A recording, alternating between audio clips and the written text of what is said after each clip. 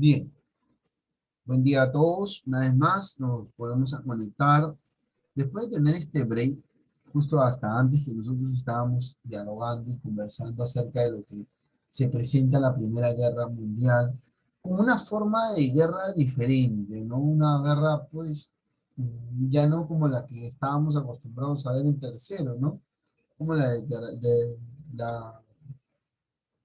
lucha de la independencia de los Estados Unidos, una guerra frente a frente, que yo disparo, y me enfrento, no, una guerra totalmente diferente, ¿no? Que tiene tres pasos, ¿no? Por movimientos, posiciones y trincheras. En el desarrollo de ella, en la parte final estamos viendo cómo Rusia se retira de ella, de la guerra, a raíz de que está experimentando uno de los periodos importantes para su historia, que era la Segunda Revolución Rusa, y que va a ser el condicionante para que esto, pues, cause y ocasione que Rusia se retire de la guerra. En base a ello, hemos estado también viendo cómo se presenta la misma y las causas de cómo pues, se dan estos tres periodos en esta primera parte. Y estamos viendo que estamos en el año 1916 a 1917.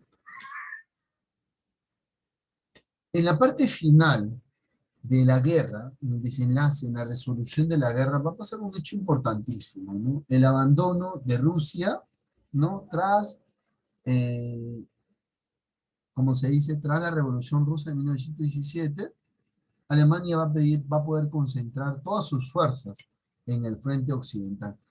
Entonces estamos viendo que para 1917, para 1918, Alemania está bien posicionada en la guerra, pensando de que lo tiene todo. Y les decía a ustedes que Alemania empieza a publicar, ¿no? Decir, bueno, miren, yo voy a publicar esto, que toda nave que está por ahí va a ser atacada, porque recuerden ustedes que estamos en tiempo de guerra, en tiempo de conflicto, y se sospecha de que es una nave de guerra. Ah, muy bien, publicaba, y desde 1916 viene publicando lo mismo. En el verano de 1918, en los últimos pues estragos que se van a dar al cierre del fin de la guerra, ¿no? Van a llegar tropas norteamericanas. Estados Unidos va a intervenir en la guerra, pero Estados Unidos va a necesitar algo para intervenir en la guerra. Lógico, ¿cierto? Una intervención muy importante. Pero ¿cómo? No, pregúntense ustedes, ¿cómo interviene Estados Unidos en la guerra? ¿Qué tiene que ver un país del continente americano, en especial América del Norte, en la guerra? Pues son potencias, sí, pero ¿por qué participar en la guerra? ¿No? Ahora, esto se va a dar gracias a un hecho importante. ¿Qué va a pasar con Estados Unidos? ¿Qué va a pasar? ¿No? Recuerden ustedes primero que los ingleses son especialistas fabricando cruceros. Fabrican un impresionante crucero, inmenso, muy parecido, así como están viendo ustedes. No cualquiera que lo ve dice, profe, Titanic. ¿No? Si los ingleses van a ser espectaculares para construir estos barcos. Con esas características importantísimas que ustedes están viendo, ¿no? Hasta ahora sí. Bien, vemos estos cruceros importantísimos, uno de los más grandes, y está navegando por aguas pues territoriales, tanto en Inglaterra, ¿no? Como también en Estados Unidos, ¿no? Pero este barco llega a Estados Unidos y es cargado de una gran cantidad de habitantes, ¿no? Estamos hablando de 1.192 personas, por encima de las 1.200, 300 personas, por encima. El crucero tiene un compartimiento, ¿no? A una altura inmensa, tiene un escenario esplendoroso, espectacular que trae este crucero consigo, que trae para el tiempo una espectacular, como se dice, construcción y elaboración. Llevaba la bandera inglesa y la bandera estadounidense. Pero para esto ya Alemania había publicado, pues, hey, si tiene la bandera del mando enemigo, ¿no? En tiempo de guerra, así tenga la bandera de sus aliados, van a tener que actuar. Ah, muy bien. Tenemos a los ingleses con sus naves, ¿no? Con sus cruceros. A los alemanes con todo y sus submarinos. Uno de sus submarinos, el U-20. Anótelo, el U-20. Está navegando. Se van a encontrar. Y va a encontrar este crucero, Lusitania, sale de Estados Unidos. Sale de Estados Unidos con dirección a Inglaterra. En el camino se encuentra con este crucero en tiempo de guerra, señor. Pero estaba bien cargado. Tú sabes que el tiempo de invierno está todo espeso el mar. Las nubes están bien cargadas. Las nubes se despejan y logran visualizar al crucero, el buque. Entonces, en lo que están pensando si atacar o no atacar, visualizan la bandera inglesa. Los alemanes creían que en este barco había gran cantidad de armas y que era producto de una guerra. Empiezan a atacar. Lo atacan, el crucero es atacado, el crucero se hunde. En 2 horas el crucero se hunde. ¿Cuántas víctimas mueren? 1.192 víctimas mueren. Para la humanidad, un trágico accidente que ocasionó. Por lo tanto, Estados Unidos acusa a Alemania, ojo, acusa a Alemania de este suceso. ¿Por qué? Porque dentro del barco había una cantidad de estadounidenses también. Por lo tanto, se une y se suma a la guerra, ¿no? Por la atrocidad cometida por Alemania. Y esto va a ser un condicionante para la intervención de Estados Unidos. El 11 de noviembre de 1918, la mayor tragedia de la humanidad que se había vivido hasta aquel momento. Algunos tienen el dato del 1 de noviembre, ambos manejan información ahí. En aquel momento incluía millones de muertos, heridos, inválidos, etcétera. Pérdida de vidas económicas, rencor, dolor, todo esto estaba dejando consigo esta Primera Guerra Mundial. Vamos a hacer una pausa acá, para compartir algo rapidito, para que ustedes visualicen. Les pido que se concentren, alisten por ahí las palomitas de maíz para poder visualizar este pequeño cortometraje acerca de este hecho importantísimo que permite la intervención de Estados Unidos a esta Primera Guerra Mundial. Queremos agradecer a cada uno de nuestros suscriptores por el apoyo que nos han dado.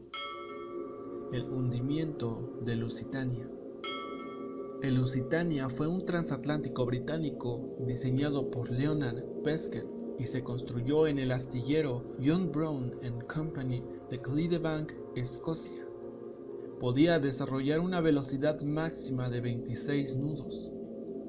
El gobierno financió la construcción bajo la condición de que ambos barcos, el Lusitania y el Mauretania, serían reconvertidos en cruceros armados en caso de ser necesario. Fue nombrado en honor de la antigua provincia romana de Lusitania. Su botadura sucedió en junio de 1906 en Glasgow y fue equipado con el máximo lujo posible para la época, tanto en primera como en segunda clase, convirtiéndose en un referente que desafiaba a las navieras de la competencia. El barco entró en el servicio de pasajeros de la Cunard Line el 26 de agosto de 1907. Fue el barco más grande del mundo junto al Mauretania, hasta que la compañía rival White Star Line botó el Olympic en 1911 y en 1912 al Titanic. ¿Qué le saca esa sonrisa al limpiar? El Lusitania era un buque de líneas elegantes, dotado de 4 chimeneas, turbinas y 4 hélices. Poseía suficiente cantidad de botes salvavidas y era capaz de transportar 2.198 pasajeros distribuidos en sus diferentes clases. Tal fue el éxito que la compañía White Star Line diseñó el interior de lujo de sus barcos de línea, tales como el Olympic y el Titanic, basándose en el lujo interior de este barco. El Lusitania fue construido para competir contra otras compañías navieras, principalmente alemanas, por el tránsito atlántico de pasajeros, y lo hizo representando a la Cunard Line, pues la compañía que tuviera los barcos más rápidos y lujosos tendría una ventaja comercial. El Lusitania y su gemelo Mauretania proporcionaron un servicio regular entre las Islas Británicas y los Estados Unidos hasta el estallido de la Primera Guerra Mundial. La junta directiva de Cunard decidió usar propulsión de turbinas Parsons, con las que mantuvieron el récord de velocidad durante 22 años, por ser propulsores menos ruidosos y con menos vibraciones que los motores de expansión anteriores. Ambos buques fueron los más grandes del mundo en el momento de su botadura y tenían para cada pasajero un 50% más de espacio que sus rivales, lo que les permitió ofrecer un lujo sin precedentes. Ambos transatlánticos ganaron para la Cunard Line en diferentes momentos de su carrera la banda azul, el premio al barco más veloz en cruzar el océano. El Lusitania y su gemelo fueron diseñados para convertirse en cruceros auxiliares armados en tiempos de guerra, pero fueron liberados de esta tarea poco después de que iniciara la Guerra Mundial, pues consumían mucho combustible. El Lusitania volvió a transportar pasajeros y el Mauretania hizo lo propio con tropas. El Lusitania tuvo la mala suerte de caer víctima de los torpedos cuando la guerra estaba en sus compases iniciales, pues aún no se habían perfeccionado técnicas para evadir submarinos.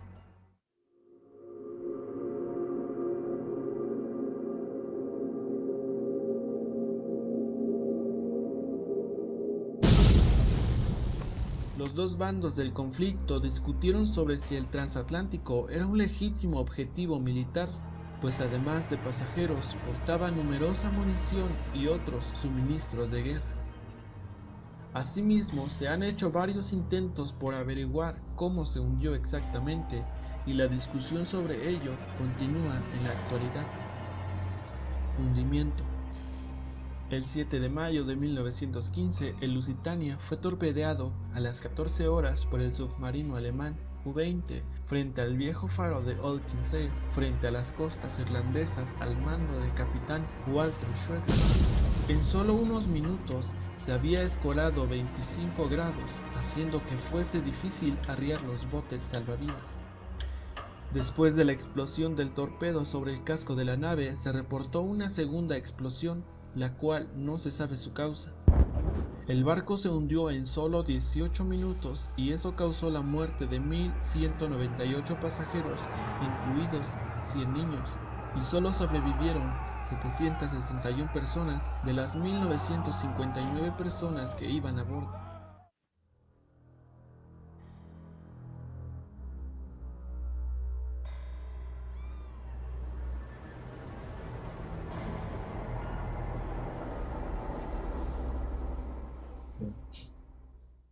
El buque se hundió a 91 metros de profundidad, quedó sobre la quilla levemente inclinado a estribor, prácticamente entero. Ahí permaneció durante muchos años. Durante la baja marea, a los pescadores locales les era posible divisar las sombras de sus topes de mástiles. Como estaba a baja profundidad, las redes de los pescadores se enganchaban frecuentemente con el casco del barco. Cuando por fin la tecnología permitió sumergirse a mayores profundidades, el Lusitania ya se había desmoronado completamente sobre su costado de estribor. El gobierno inglés siempre interpuso una multitud de obstáculos para explorar el pecio, y en varias ocasiones lo usó como objetivo para prácticas de tiro de torpedos, siendo esta una de las causas de su mal estado. Robert Ballard, conocido oceanógrafo descubridor del Titanic, realizó en 1990 un informe del barco en su tumba. En ese reportaje se pudo ver que en 1970 se le extrajeron las hélices de bronce, además de sus anclas. Además del avanzado deterioro general, el pecio es un amasijo caótico de hierros derrumbados, donde solo la forma del casco es reconocible y este está semipartido en el centro. Se pudo observar también que el fondo de la proa casi no existe, habiendo evidencias de una gran explosión desde adentro hacia afuera. Los expertos señalan que es imposible que este daño haya sido causado por un torpedo alemán de esa época, tipo G de baja penetración. Hoy en día se puede ver al siniestrado barco consumiéndose rápidamente, producto de las agitadas y oxidantes aguas irlandesas, casi totalmente achaflanado sobre su costado de estribor. Sus chimeneas yacen derruidas en el fondo, Solo la proa donde aún se puede leer, Lusitania, permanece semierguida en un ángulo de 45 grados sobre los restos de su quilla, enfilada a Queenstown, el puerto a donde nunca llegó. Bien, esto fue todo por hoy. Los invitamos a compartir este video y a comentar, pues nos gustaría saber su opinión y por supuesto que nos sugieran algún tema que sea de su interés. Suscríbanse a este canal, pues estaremos tratando.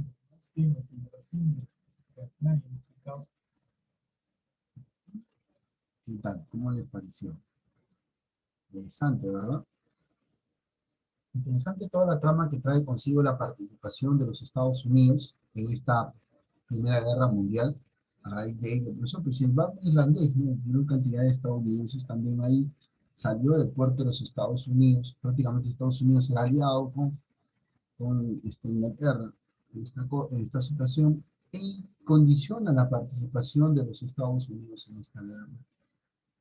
Si bien es cierto, sí, hoy en día se ha hecho una expedición, ¿no? Y en la cual se han encontrado armas en ese barco, se hizo una expedición y se encontró armas, por lo que se le acusó a Alemania de un hecho importante, atroz, pero que en su parte baja de este transatlántico, este crucero, ¿no? Pues al encontrarse armas queda sin fundamento aquella acusación de que fue atacado sin razón, ¿no? En este caso, los alemanes se justifican y atacan este barco y va a ser el condicionante para la Primera Guerra Mundial. ¿No? Vamos a ver. Listo. Sí, listo, basta. Bien, por lo tanto, tenemos pues ya la amenaza de Estados Unidos en el desarrollo de la Primera Guerra Mundial, ¿no? Por lo que se va a reconfigurar el espacio y el territorio. Completamente el mapa europeo mundial va a cambiar, ¿no? Lo vemos muy bien acá, va a cambiar los estados a raíz de esta Primera Guerra Mundial, va a cambiar, se van a modificar estos espacios. ¿Qué va a traer consigo esta Primera Guerra Mundial? Estamos viendo las consecuencias. Entre mayo de 1919, prácticamente cuando se termina ya la guerra, en agosto de 1920 se van a firmar pues tratados importantes entre vencedores y vencidos. El principal fue el de Versalles. También fueron importantes los tratados de Saint-Germain y Trianon, en este caso, firmados el 10 de septiembre de 1919 y el 4 de junio de 1920, impuestos respectivamente a Austria y Hungría. En agosto de 1920 se va a suscribir el Tratado de Sèvres, ¿no? En este caso, hasta 1929. Y esto van a ser el desmembramiento, el último va a ser el desmembramiento del Imperio Turco. ¿Qué más vamos a tener? El más importante, nos había dicho, el Tratado de Versalles. Quizás cuando nosotros busquemos, acá, cuando busquemos ahí la información del Tratado de Versalles, hay que tratar de ponerle la fecha, ¿no? El Tratado de Versalles 1919, siempre, ¿ya? Por eso es importante, por ejemplo, pregunta el examen que yo les pregunte y les diga, con el Tratado de Versalles, que se firma por ejemplo, el 28 de mayo de 1919, se define la Primera Guerra Mundial, ¿cierto? Ese dato va a ser importante, porque después vamos a ver otro Tratado de Versalles que va a querer confundir. El Tratado de Versalles de la Primera Guerra Mundial de 1919, importante, porque va a dejar, como se dice, lugar a muchos inconvenientes, problemas, por así decirlos, ¿no? En el corredor de Danzig. ¿Qué los alemanes? El corredor de Danzig. Quedaría mañana más tarde, va a dar lugar a la Segunda Guerra Mundial. Ojo, Segunda Guerra Mundial. El corredor de Danzig. ¿Qué va a pasar con Alemania? Alemania va a perder la categoría de gran potencia. Muy bien. Va a perder el 13% de su territorio. Va a tener que devolver ¿a quién? Lo que tanto quería Francia, Alsacia y Lorena, a Francia. España y Medi a Bélgica. Y Alemania y Prusia Occidental a Polonia. Polonia se va a posicionar, recuerden usted que es el corazón de Europa, es el centro de Europa. Polonia recupera territorios, ¿no? Por lo tanto Alemania queda pues, repartida entre los victoriosos. Ah, muy bien. Ahora, no conforme con ello, va a ser obligado a pagar una serie de cosas y reparaciones, tanto materiales como compensaciones por 105 destrozos causados en las páginas de los países ocupados y por las atenciones a las familias que van a quedarse huérfanos de la guerra. En esa época se estimó este pago en 300.000 millones de francos, que se le impone a Alemania a pagar como reparación en este caso. Se le va a limitar, en este caso a Alemania, ¿no? La limitación de armas, ¿no? El grueso de la armada de guerra fue confiscado de Alemania, se le va a quitar esa confiscación y se trasladó a la base británica de Scapa Flow. Y el ejército de 100.000 efectivos, ¿no? En este caso, no tanques, no aviones, no artillería pesada. 100.000 efectivos, pero no tanques, no aviones, no artillería ni carga pesada. Eso se quedaba con Alemania.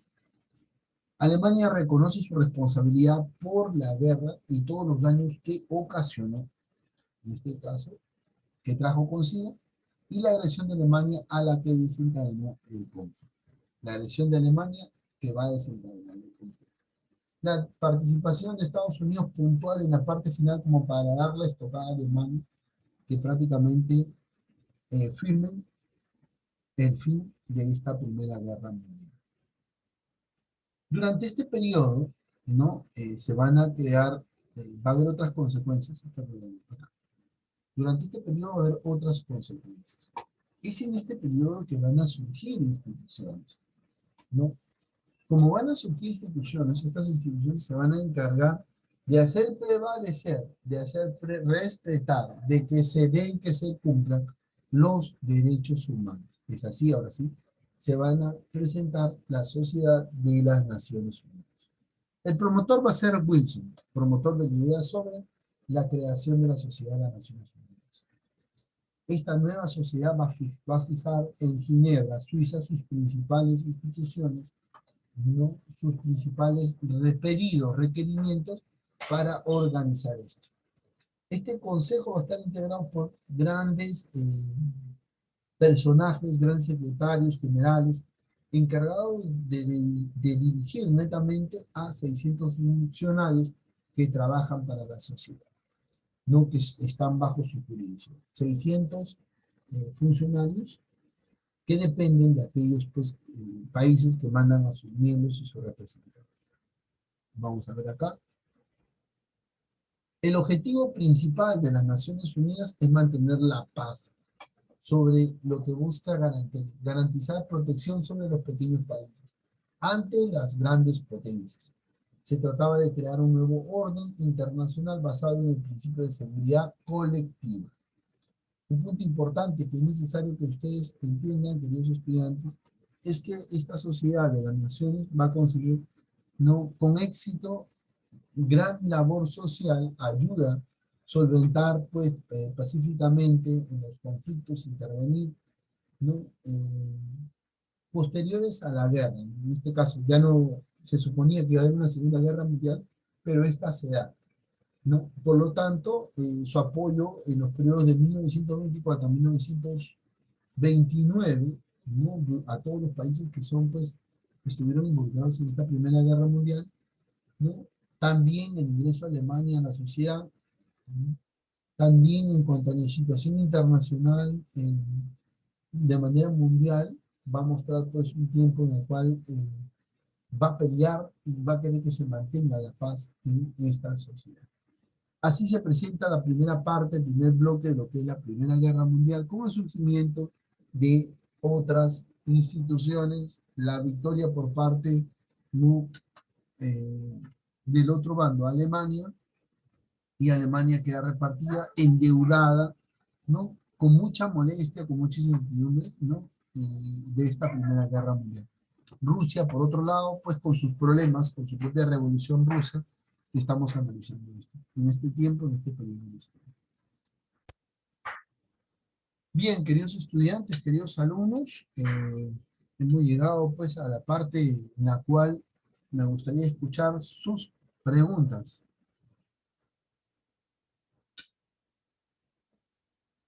Bien, vamos a dar la conformidad de lo aprendido el día de hoy, no viendo preguntas y cerrando pues nuestra clase de la Primera Guerra Mundial con el pulgar arriba. Muchachos, pulgar arriba.